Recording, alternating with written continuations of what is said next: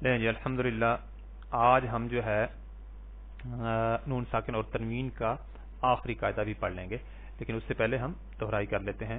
پہلی چیز کیا تھی؟ اظہار۔ نون ساکن یا تنوین کے بعد اگر حروف حلقی میں سے کوئی حرف آ جائے تو اظہار ہوگا۔ حروف حلقی کی تعداد 6 ہے۔ کون کون سے؟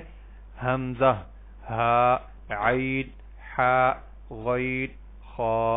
تو بہترین مثال یہاں پہ کون سی ہے؟ نون ساکن کے بعد حمزہ ہے جو کہ حروف حلقی میں سے ہے، تو یہاں پہ بھی ہم نے اظہار کرنا ہے، واضح کر کے پڑھنا ہے۔ فَأَمَّا مَنْ أَعْطَى۔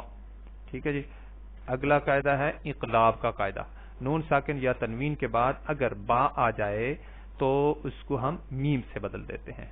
ٹھیک ہے جی۔ جیسے آپ کے سامنے یہ ہے، آپ نون ساکن یا تنوین پر جب بھی اوپر یہ اس طرح کی میم دیکھیں تو اس کو اس کی تنوین یا نون ساکن کی بجائے آپ نے میم ادا کرنی ہے، اور اس کے بعد اگر آپ غور کریں گے تو آپ کو با ضرور نظر آئے گی۔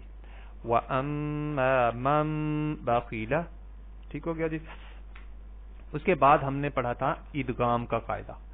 اس میں کیا ہے؟ نون ساکن یا تنوین کے بعد اگر یرملون میں سے کوئی حرف آ جائے تو ادغام ہوتا ہے۔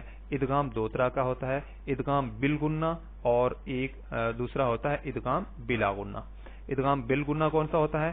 کہ نون ساکن یا تنوین کے بعد اگر یا، واو، میم، نون میں سے کوئی حرف آ جائے تو ادغام بالغنہ ہوتا ہے، یعنی ادغام بھی کرتے ہیں اور ساتھ میں غنہ بھی کرتے ہیں۔ جیسے فَمَن يَعْمَلْ مِثْقَالَ ذَرَّةٍ خَيْرًا يَرَهُ۔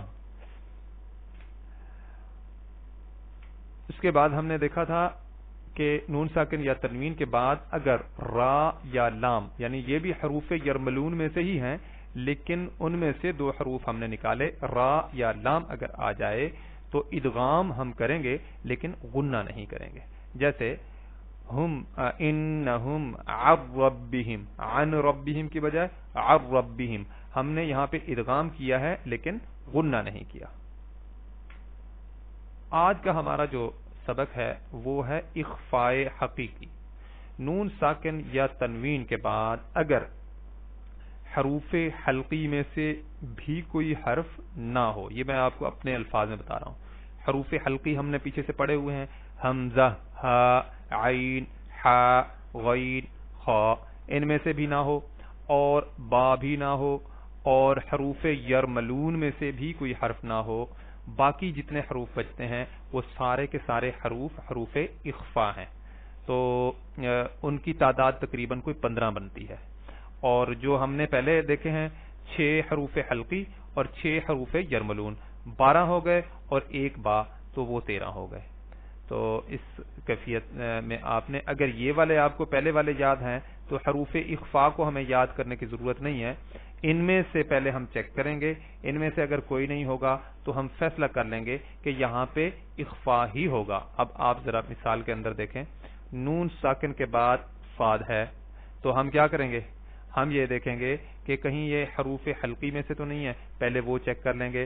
حمزہ، ہا، عین، حا، غین، خا، اب آپ دیکھیں صاد ان حروف میں سے نہیں ہے، پھر ہم دیکھیں گے کہیں با تو نہیں ہے، با بھی نہیں ہے، اور پھر ہم دیکھیں گے کہ حروف یرملون میں سے تو کوئی نہیں ہے، یا، را، میم، لام، واو، نون۔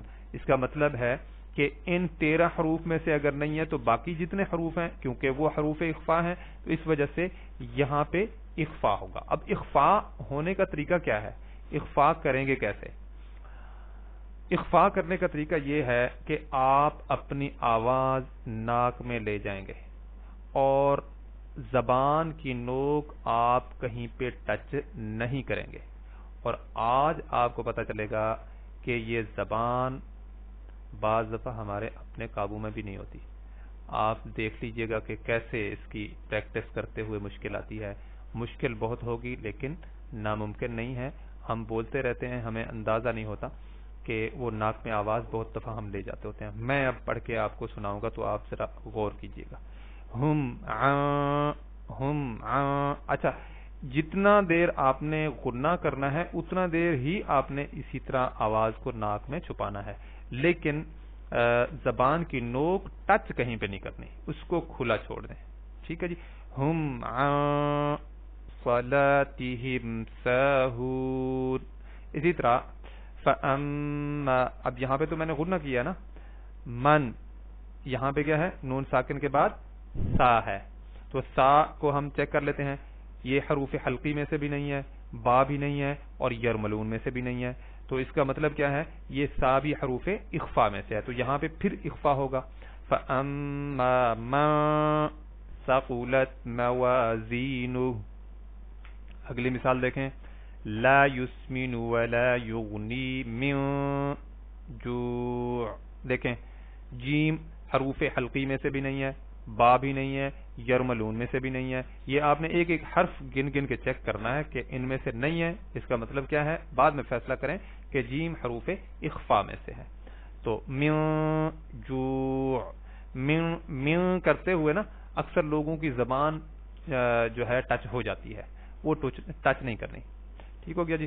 فیہا کتب قیمہ، کتب قیمہ ناصیۃ کاذبۃ خاطئہ. ٹھیک ہو گیا جی. دیکھیں تنوین کے بعد کاف ہے جو کہ حروف اخفا میں سے ہے، یہاں پہ تنوین کے بعد قاف ہے جو کہ حروف اخفا میں سے ہے. تو آج کا ہمارا سبق یہاں تک تھا. سبحانک اللہم وبحمدک، نشہد ان لا الہ الا انت، نستغفرک ونتوب الیک. السلام علیکم ورحمۃ اللہ وبرکاتہ.